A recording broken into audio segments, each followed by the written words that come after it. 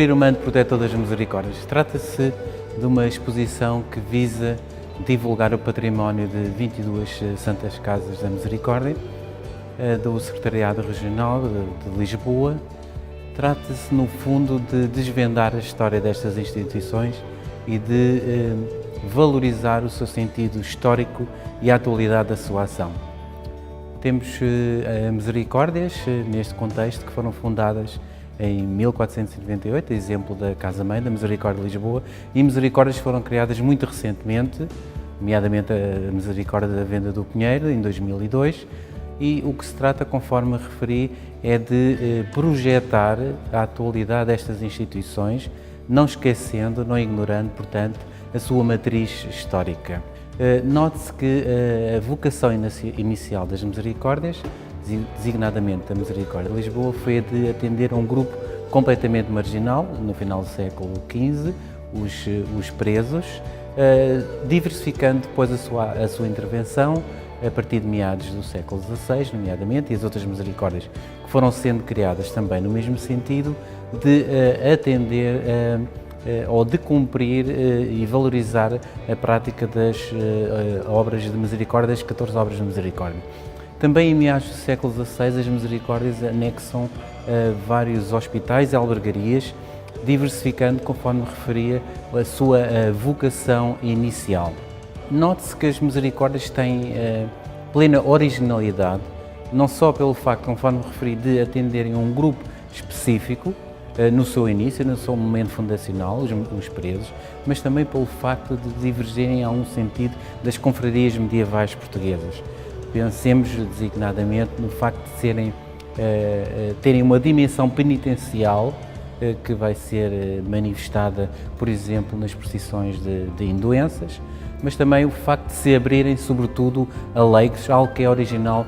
mesmo quando pensamos nas confrarias italianas do Quattrocento.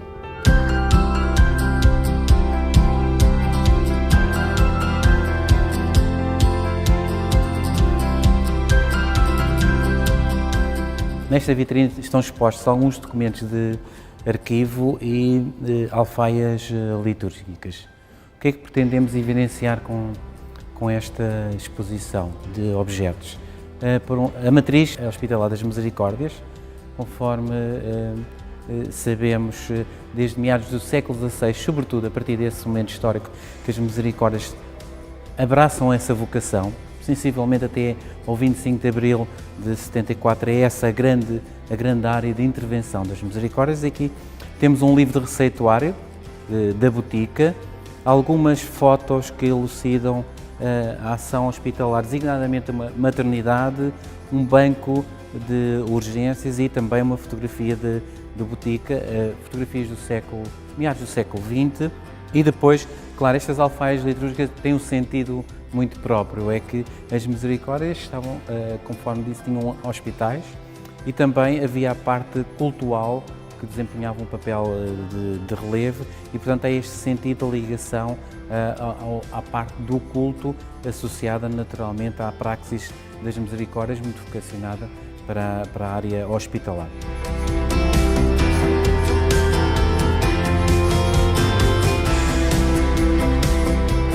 A procissão das endoenças ou dos fogaréus é uma procissão que se realizava na Quinta-feira Santa, percorrendo as ruas das urbes, das cidades, e no caso de Lisboa, para visitar, a partir do entardecer, 7 igrejas da cidade. Saindo o cortejo penitencial da Igreja da Misericórdia, para depois, percorrendo essas 7 igrejas para a adoração do Santíssimo e veneração, e para regressar à Casa-Mãe da Misericórdia de Lisboa. Aqui temos a cenografia do cortejo realizado em Sintra, a partir de um documento extraordinário que está no Arquivo Histórico da Santa Casa da Misericórdia de Sintra, e um documento que põe em evidência este cortejo para 1651.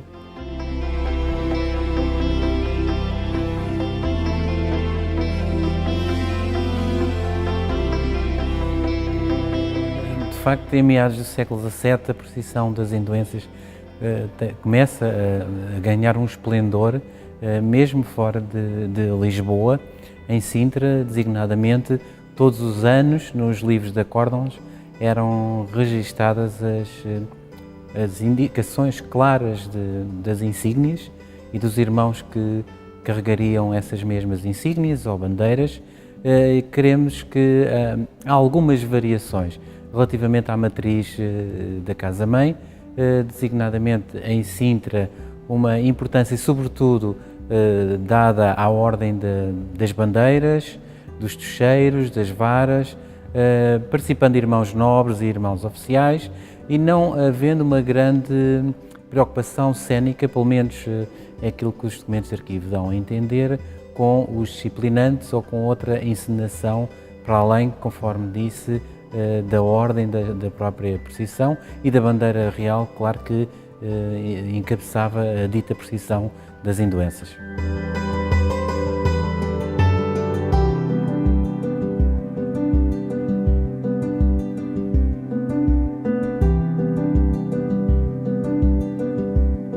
Neste cortejo temos a abrir a bandeira de Misericórdia, um original da Santa Casa da Misericórdia de Sintra, e depois todo um cortejo processional que, tal como foi referido, tem uma ordem específica com funções distribuídas pelos irmãos e outros fiéis, mas sobretudo pelos irmãos vestidos de capas negras, muitas vezes ocultando o rosto, e estes irmãos distribuíam-se neste cortejo de uma forma hierárquica. Muitos deles transportavam as insígnias ou as bandeiras da Paixão e atrás vinham os clérigos entoando as ladainhas e depois, a dois e dois, os irmãos, transportando os tocheiros, as velas, a luz de Cristo, esses fogaréus que percorriam em cortejo e iluminavam a cidade, e todos os irmãos tinham funções muito pré-estabelecidas e muito rígidas. No cortejo de Lisboa, a presença dos disciplinantes com os seus martírios, punindo-se e, no fundo, marcavam esse lado mais dramático deste ato, que era também um ato de punição. Ao longo dos tempos, a procissão foi perdendo este caráter, no fundo, de disciplina, de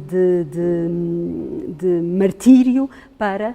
no fundo, ganhar em resplendor, mas sempre esta dimensão da grande comunidade de irmandade, destes valores que se criam, percorrendo as igrejas, fazendo a adoração do Santíssimo. Aqui na exposição, este lado de penumbra, de entardecer da cidade, está patente através deste ambiente mais noturno, mas que une estas figuras e que une esta representatividade para os valores de religiosidade e de inspiração que estavam presentes.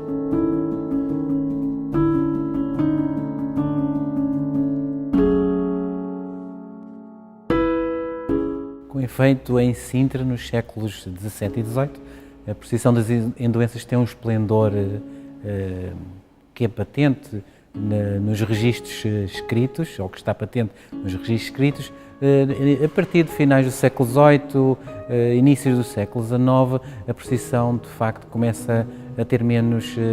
visibilidade pública no seio da comunidade e no final do século XIX, princípio do século XX, nos livros de acórdãos deixam de ter essa presença ou esse registro da ordem da procissão das Induenças, sinal claro de que o brilho de outrora se tinha perdido e que de facto não tinha a implantação nem a visibilidade pública que conhecera a dita procissão no século XVII e no século XVIII.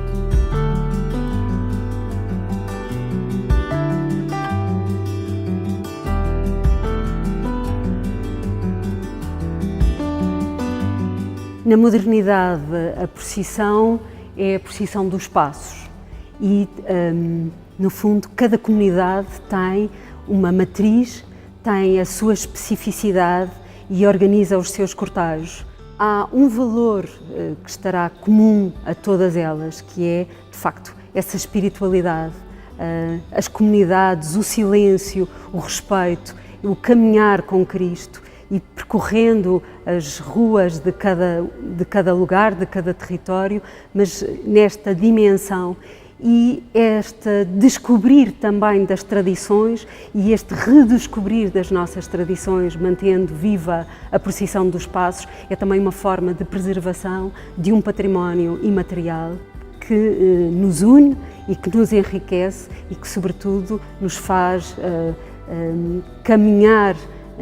e manter de pé todas as nossas relações e esta nossa inspiração e este nosso caminho com a comunidade de igreja.